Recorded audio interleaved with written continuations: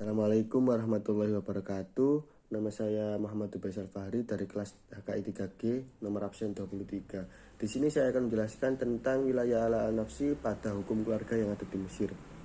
Wilayah ala al-nafsi sendiri yaitu kekuasaan seseorang atas dirinya sendiri, yaitu keberhaan seseorang atas dirinya sendiri.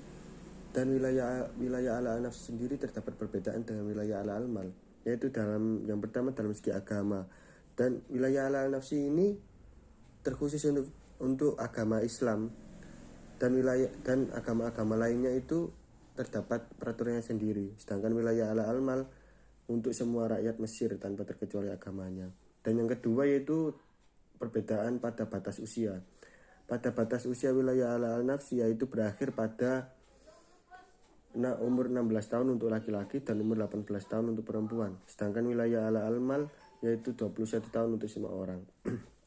Wilayah ala al-nafsi sendiri dibagi menjadi lima bagian, yaitu yang pertama adalah pertunangan atau khitbah, yang kedua adalah perkawinan, yang ketiga adalah talak atau perceraian, yang keempat adalah nafkah atau an-nafaqah, yang kelima adalah pemeliharaan atau perawatan atau pengasuhan anak.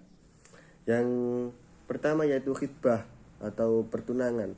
Pertunangan sendiri di sini diartikan adalah untuk membuka jalan kedua belah pihak keluarga agar saling mengenal satu sama lain. Di sini untuk faktornya untuk mengikat juga ya.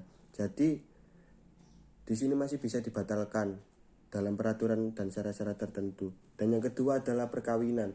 Nah, perkawinan ini akan menghasilkan seorang anak, dan anak ini disebut dengan nasab. Nasab adalah keturunan dari suami istri yang ada peraturannya dengan dalil-dalil Al-Quran.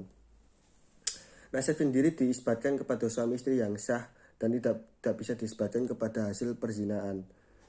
Dan yang ketiga yaitu adalah talak. Di sini talak ada dua istilah. Yang pertama adalah tolak dan yang kedua adalah tolik.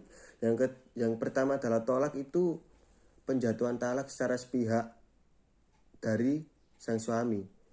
Dan yang kedua tolik itu penjatuhan talak dari hakim atas ajuan sang istri. Nah, di sini sang istri bisa mengajukan tolik apabila yang pertama suami terlalu keras terhadap istri, atau yang biasa disebut di sini adalah KDRT, kekerasan dalam rumah tangga. Apabila sang istri mengalami kekerasan yang berlebihan dari seorang suami, ini bisa mengajukan talak atau mengajukan talik kepada hakim. Dan yang kedua ini suami ghaib, yaitu suami yang jarang pulang di rumah dan tidak menafkahinya. Ini bisa diajukan kepada hakim atas tolik itu tadi. Dan yang keempat yaitu nafkah atau an-nafaqah. Nafkah ini adalah pemberian seseorang untuk orang lain, dan nafkah ini bisa berupa harta, materi, rumah, bangunan atau lain sebagainya. Dan nafkah ini bisa diberikan atas dua faktor, yaitu yang pertama karena perkawinan dan yang kedua karena hubungan kerabat. Dan yang terakhir, yang kelima adalah pemeliharaan atau pengasuhan anak atau yang biasa disebut al-hadamah. Nah, al-hadamah sendiri di sini adalah wajib ya bagi suami istri. Karena seorang anak